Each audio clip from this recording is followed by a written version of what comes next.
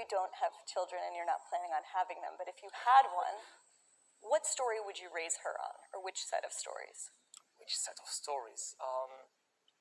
But I would, most importantly, try to teach what is the difference between fiction and reality.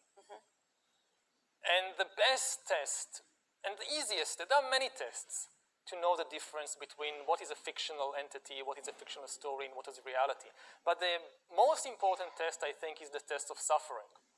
If you want to know whether an entity is real or whether it's just the hero of a fictional story, you should ask, can it suffer? A nation cannot suffer. Even if a nation loses a war, it doesn't suffer. It doesn't have a mind, it has no consciousness, it has no feelings. Similarly, a corporation cannot suffer. A currency like the dollar or the euro, even if it loses half its value, it doesn't suffer. All these things are stories we created. Important stories, powerful stories, but they are just stories. Human beings are real. Animals are real. They really suffer. So I don't know which stories will dominate the world of, say, 2050. But I do hope that people will retain this ability because it's so difficult. I mean, to take a much simpler example, if you think about football, or at least what is in most of the world is known as football. How do you call it here? Soccer. Yuval. Okay, so I'm still under the impression of the World Cup. So.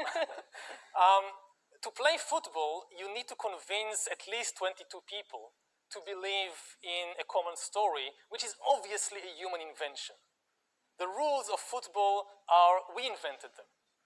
They didn't come from physics, they didn't come from biology, they didn't come from some god, we invented them. To play and enjoy football, you need to convince at least 22 people to believe in this story for 90 minutes.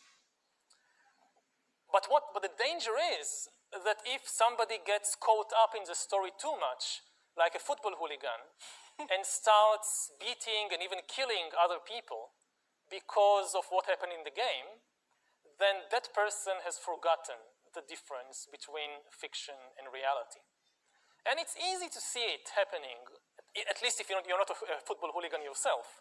It's easy to see the difference in football. It's much, much more difficult to see this difference when it reaches the level of believing in the nation or the corporation or the dollar. The book, in the book,